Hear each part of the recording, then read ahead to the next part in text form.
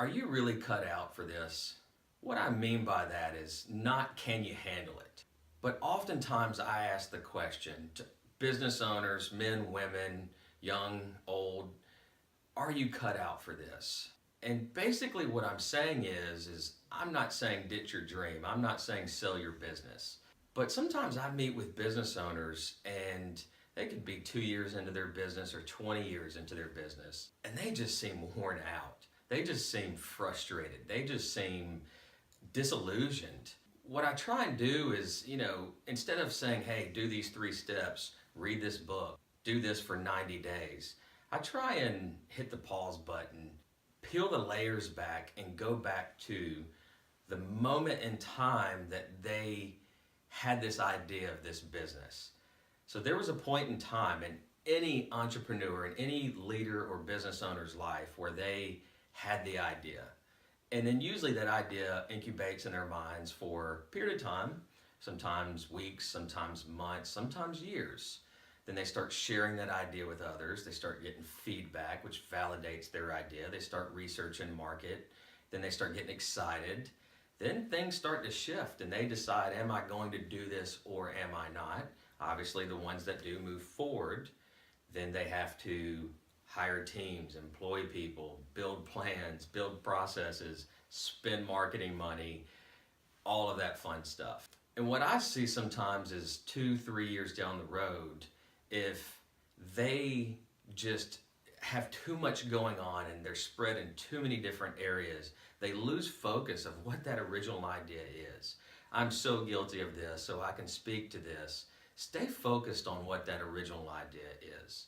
And that's what I mean by, are you cut out for this? And if you ask yourself right now, am I supposed to be doing what I'm doing today?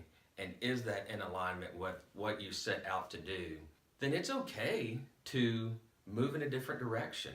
We have literally had clients that we have worked through this process with that have just discovered that they're not cut out for it. And it's perfectly fine. I look them in the eye and say, it is okay. It does not make you any less of a person. In fact, I will respect you more for you to be able to admit, maybe I'm not cut out for this. It's not for everyone. Business ownership and entrepreneurialism is a fun and exciting adventure. We are all made differently. And the way I like to break it down is on a scale of 1 to 10, what's your risk tolerance? I mean, to be a leader and an entrepreneur and a business owner, you need to be able to say, you know what, I can be a 6, 7, 8, 9. Now, I don't really recommend being a 9, 10. To me, that's uncalculated risk. I like calculated risk. You know me, I like the numbers. I like to track and measure. I like to take emotion off the table and ensure or over-ensure our success.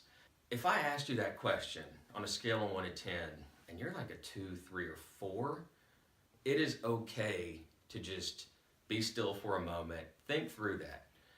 I come in contact with a lot of business owners and agency owners that probably needed to ask that question 5 years ago, but they're still doing it because they have this identity and they're almost afraid to say, you know what, maybe this isn't for me. And they think people will be disappointed in them or they'll let people down. And I'm just here to say that you won't. So I hope that helped you a little bit. And if you are cut out for it, obviously I know you're going to do great and amazing things. That's not what this is about. And, I see business owners that are on the 6, 7, 8 side of that scale doing awesome things. And I know you have it in you. Just wanted to kind of ask that question and let that just kind of sink in your mind a minute and hope it helps and everyone has a great week.